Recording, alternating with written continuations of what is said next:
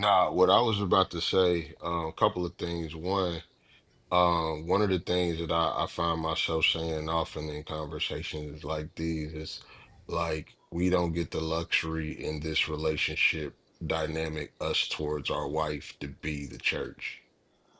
Okay. You know what I mean? We get the privilege of being Christ.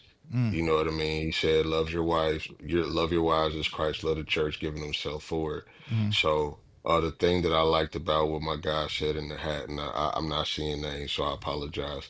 But the one thing that I loved about what he said is the death in it. You know what I mean? Because he gave himself for his wife in that situation. You know what I mean? And um, like the other point that he was making about that priority of your personal prayer over corporate prayer, and how corporate prayer can't replace it can't replace the personal time with God. As much as Jesus prayed among the disciples and did all of those things as far as discipleship, he had the time on the mount with just him and the Father. So like that's vital, because like we have to work out our own salvation. You know what I mean? Even though, we build in these community spaces as a body. But like the thing that I appreciated the most about uh what elementary said is that like this element that we give to our wives, and being available in those situations, it really speaks to the availability that we have, like with the veil being torn. So like we Woo. have to provide that same type of experience, and ultimately like we wash them with the word. Wait, You hold know what on. I mean? Hold on, hold on. No, no, no. You just ain't gonna come in here and just skate past that. You said back up, Rico Jones. You said Like I said. to say that again about the veil being torn, about the time. What? Are you talking about the time that we spent in a supernatural place? Yeah, I mean, we see it in heavenly places, but like, man, like he died toward the veil and there's unlimited access. So, you know what I mean? If he takes that posture towards us, and he's saying that we are to take that posture towards our wives, Ooh. then imagine why That's it fire. is that like Hallelujah. we humble ourselves and we worship the way that we do. It's because of the manner of love that we receive. So Yeah. like if we not getting Ah. submission, then we got to think about how much death we giving. You know what I mean? Like, and like one of the things that freed me in my marriage is realizing that the only thing that I can fix is me. And if my Woo. responsibility is Christ, and if I'm looking to get the respect, then I gotta be the Christ. Yeah. Yeah, You know what I mean? Like, Yeah. so exactly. like that's death in a lot of situations that may not be comfortable.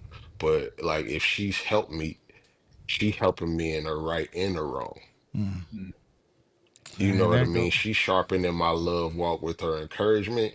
And when I'm challenged to give the fruit of the spirit, when she's giving the works of the flesh. You know what I mean? Like, but man, Say it's that this again, prayer Rico. situation. You said it. What? You said it. When you built the monologue, you said it. Husbands are to die. Well, look, check this out. Check this out. That was this is the next part. This is the next part topic. And Rico set it up. I was going here. Look, the next part is his death, her life. Woo!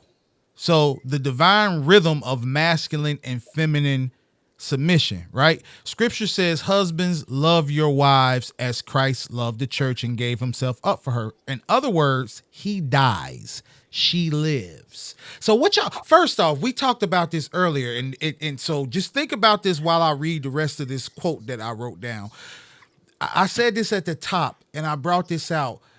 Me and Jamar was talking about it, and I was like, man, I said, what I just heard is that the man has to die for the wife, and the wife is called to live for the husband. So, but so men, we don't really have a problem with saying, yeah, I'll die for you. because that's we run into the burning building anyway. We're the last off the sinking ship. Yes, I will die. I will jump in front of a bullet for my family, for my wife, for my children. Yes, that's what we do. But see, the culture has made it very, very hard for to say to a woman, you got to live for your husband. It's really both. It's really both for real because she dies because she submits and surrenders. And when you in submission and surrender, it innately have the elements of lessening yourself, of putting someone before you. And living for someone is also the same thing. It's really the same thing, except it's two different sides to the same coin. So, in Mhm. other words, he dies, she lives. Man's submission bleeds. Woman's submission breathes. Men and women are both called to submit, but not the same way. Men submit through duty, sacrifice, and service. Women submit through trust, nurture, and alignment. So Ephesians 5, chapter what we just reading, is not a one-way street, though it's a picture of Christ in the church, each responding differently but equally to love. He covers, she cooperates, he protects, she produces. So wrap y'all head around that. He dies for her, she lives for him. Anybody can go. Can- Hey, I, man, yeah. um, Go ahead, boss man. yeah, that was, what's so powerful, what y'all saying, man? Mm-hmm, You know, it's painful to become one mm-hmm. Yeah. Yes. because, because, like you just said, both individuals, like the man dying, I mean, you no longer you're no longer independent no more. Mm-hmm. Mm-hmm. When you married that man, when you married that woman, you took that responsibility from the father. Mm-hmm. Yes. Now she's your responsibility, ultimately your responsibility. Mm-hmm. And Yeah. just like you said, you're the priest, you're the prophet, you're the provider, Protector. you're the protector. You're all of these things to him. It's no longer me. Mm-hmm. When you say me, you're including your wife. When God called Adam, he only said Adam, where are you? Where are you? But he Mm-hmm. was talking to Adam and Eve Yeah. Yeah. because Eve came out of Adam. Mm-hmm. So to become one spiritually, that's the that's the battle because the struggle is this flesh. And when my brother, what's amazing how he was saying when we enter the veil. And I know a lot of, our brothers now, we can't say that now, but according to the Hebrew scripture,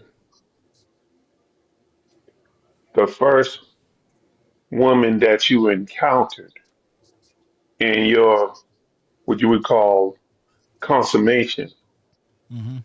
that woman was supposed to be your wife. Right. Because if she was a virgin, just like the brother said, you pierced her hymen tissue, Hmm. you know? Yep. You shed blood. You Mm. shed blood. And by you doing that, you cut a covenant and you become one Uh, with that woman. Yeah. In that oneness, in that union comes what? A child in most Mm-hmm. cases. Mm-hmm. And the child shares both of y'all DNA. Mm-hmm. So y'all become one. Y'all reproduce after your kind. So when y'all guys were saying it was so powerful, man, intimacy is the most important thing because when we stand before Christ, Christ is only going to recognize those whom he been intimate with.